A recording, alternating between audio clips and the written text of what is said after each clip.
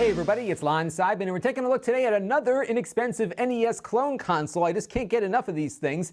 This is the RetroBit Res Plus. It costs $39. That's the same cost that we saw for the Hyperkin RetroN 1, but this one comes with two controllers instead of one. So you get this controller here and this identical controller here, and you can get your old Nintendo games going once again. It does, though, require that you have original Nintendo cartridges. We're going to take a closer look at how this thing works here in just a minute, but I do want to mention, in the interest of full disclosure, this came in free of charge from RetroBit.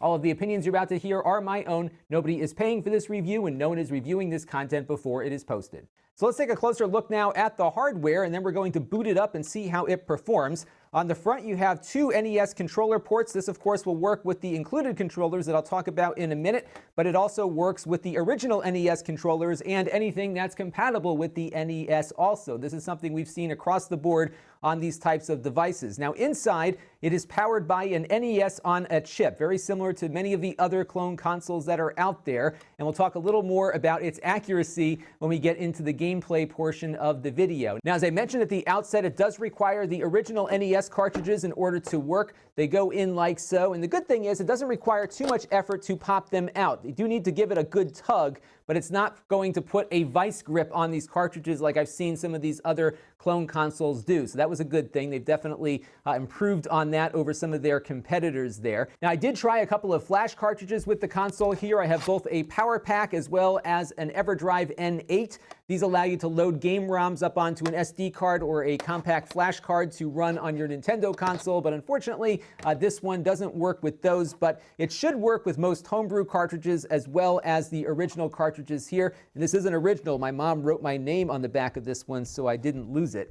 Now, this is an HD console, so it will output video at 720p at 60 frames per second out its HDMI port. There is one gotcha with that, which I'll bring up in a few minutes. You also have composite outputs here for plugging it into a traditional television. Now, I did hook it up to two different CRT televisions to see if the Zapper light gun would work with it. It did not for me. Now, I have one of the original Zappers from like 30 years ago. The RetroBit folks reported that they do have Zapper guns that are working with it, and it might be the fact that my two televisions don't output at 60 hertz, or perhaps the Zapper gun is too old, so it might be hit or miss whether or not the Zapper light gun is going to work for you. It did not for me. The controllers, though, did work okay for me. They feel pretty close in size to the original NES controllers, but don't have the same feel. So, of course, the buttons are laid out a little differently here, and the D-pad is a little springier than I remember my Nintendo controllers being, but it does seem to work fairly well for playing some of the classics, especially if you don't have any controllers to begin with. And for $39, getting two controllers with the device here isn't such a bad deal. So what we're going to do now is boot this up, play a few games, and I'll show you how it all works. All right, so let's get this retro party started here. I'm going to pop in the Batman cartridge and flick the switch on the console here to get everything up and running. Let me switch over to the full screen view here so you can see what you will expect from this thing and maybe what you'll hear from it.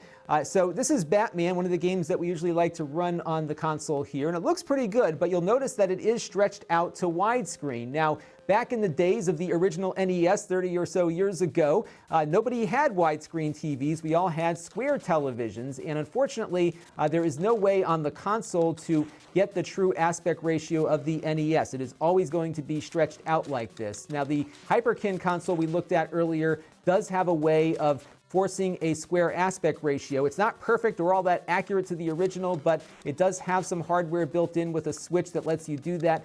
This console does not. So one of the things they recommend you can do is to, if it supports it, go into your TV settings and have it do the 4:3 aspect ratio for you. It's certainly not perfect. It might look all contorted and everything, but really the default here and the only option is to get a widescreen output through that HDMI. If you use the composite connectors, it will give you a square image, but if you hook it up to an HD TV, it won't look as nice. So there's always a trade-off here when you're not spending that much money on a clone console, and this is one of the areas where you will maybe be a little frustrated that it's not quite the same as the original. The other thing that I noticed, and this is an issue with every one of these NES on a chip devices, is that the sound is not accurate to the original. So take a listen to Batman running on the clone console here.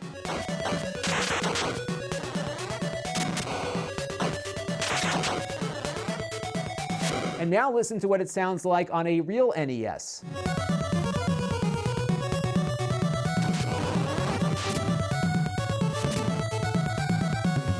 So as you can hear, it's just not right, and it's not horrible, and if you really don't remember these games all that much or haven't played them in a long time, you may not notice it at all, but purists will definitely notice that the sound just is off a little bit from the original, and this is a problem we've seen across all these different NES clone consoles we have tried. But one thing I did notice on this console after I did some testing is that the latency on this device is not as bad as what I've seen on some of the other clone consoles out there. So what I like to do is measure how long it takes for a button push to register on screen. And I do that with my iPhone shooting at 240 frames per second. I use the same TV for all of these tests with all these different clone consoles. And I actually got a fairly decent latency score on this one. So on the retro bit here, there was 76 milliseconds of latency between the time that I pushed a button and Mario here reacted on screen. That compares to about 84 milliseconds on the RetroN 1 from Hyperkin. We had 100 milliseconds on the 8-bit HD console that we looked at, which cost $30.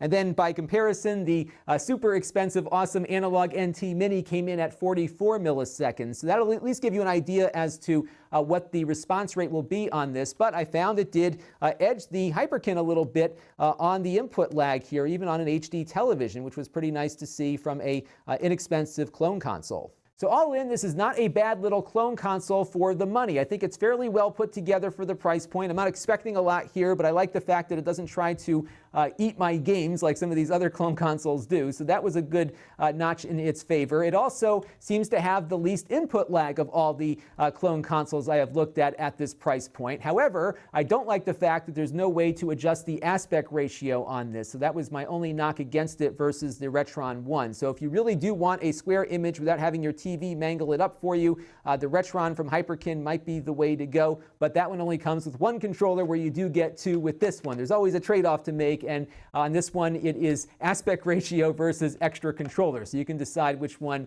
might be best for you. Like every other clone console we've looked at this price point, it does suffer from sound accuracy issues, so just keep that in mind. If you are a purist, this is not a pure NES experience, but it seems to play most of the original titles that I have been throwing at it, which is a good thing. But if you want the creme de la creme, you might want to spend a lot more money. This is the Analog NT Mini. I reviewed this, and I'll put a link to it down below in the video description.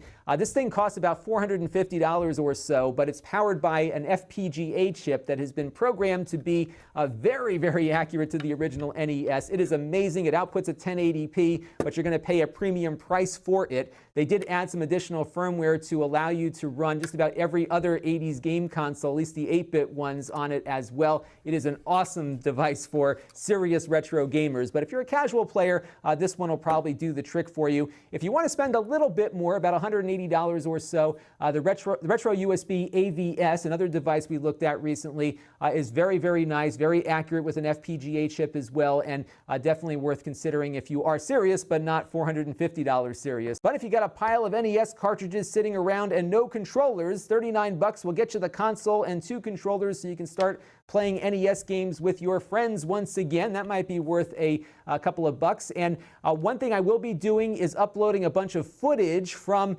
this console so you can see exactly what it looks and sounds like at 720p at 60 frames per second. That footage will be going up along with this video, and I'll put a link to it down below. So until next time, this is Lon.TV. Thanks for watching, and don't forget to subscribe.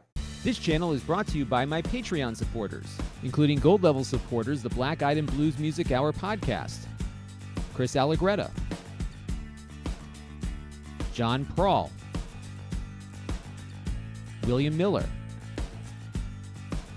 and Charlie Walden. If you want to help the channel, you can by contributing as little as $1 a month.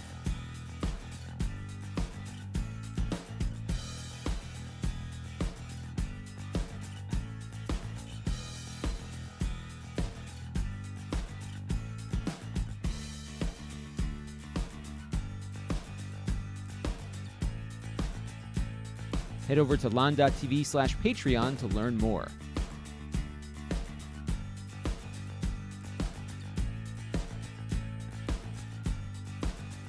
And don't forget to subscribe. Visit Lon.TV/S.